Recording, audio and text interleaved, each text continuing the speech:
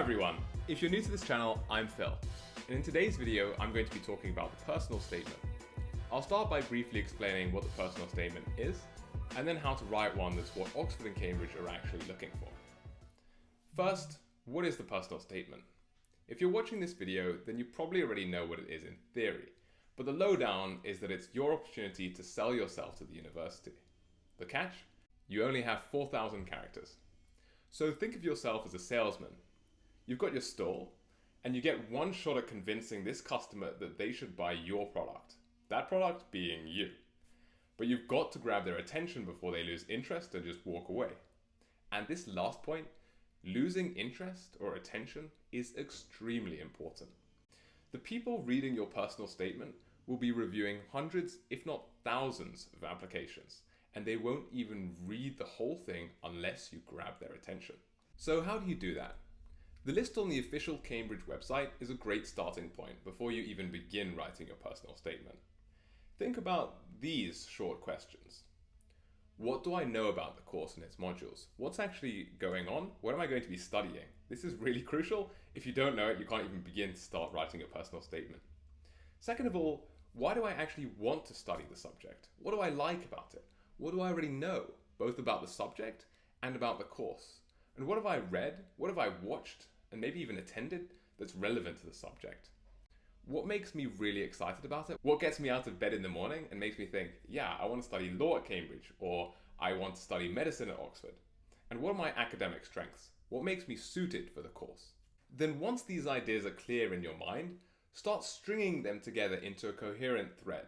Remember what we said about being a salesman. The best salespeople know how to tell a story. They don't just say, this painting is good because the brushstrokes are nice, right? They say, and this is really going to resonate with you if you did GCSE art, this painting is the embodiment of passion. At the time John Painterman made it, the world was in turmoil. This was infused into each and every brushstroke that he made. Can't you see? And so on and so forth. Once you've figured out your story, make sure that you lead in with the most powerful part. To use another example, think about clickbait YouTube thumbnails, right? You need to draw the reader, or in YouTube's case, the viewer, in. I won't tell you what you should say, that's totally up to you, and there's no right or wrong answer. But don't make it cliched.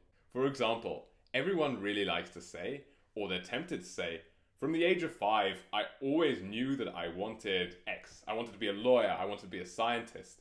Or even worse, from the age of 5, I knew I wanted to study French and German at Brasenose College, Oxford. It's trite, but also won't come across as genuine. So try and have a look at some sample personal statements for the subject you're applying for, if you can.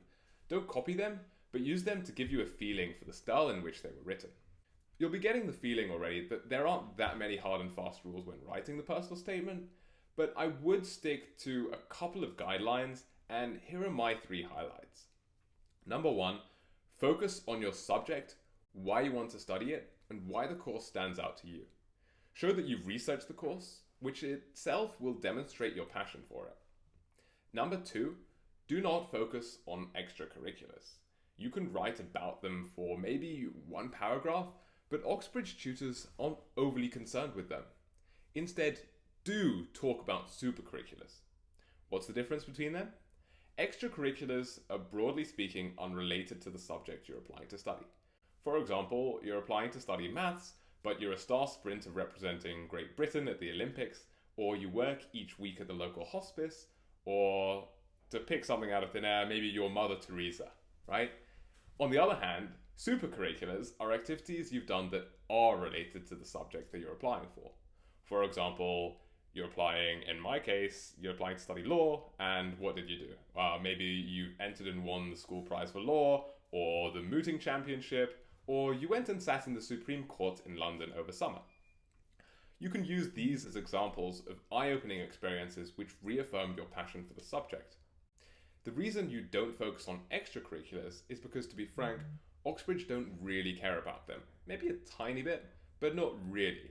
This video isn't about the interview process, but it's the same theme for the interviews as well.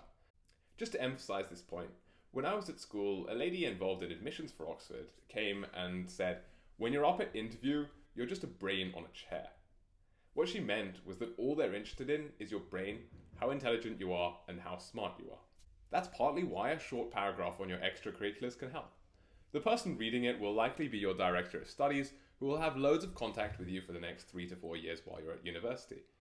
Mostly they'll want someone who's passionate about the subject, but equally they will also want somebody who's just fun to teach.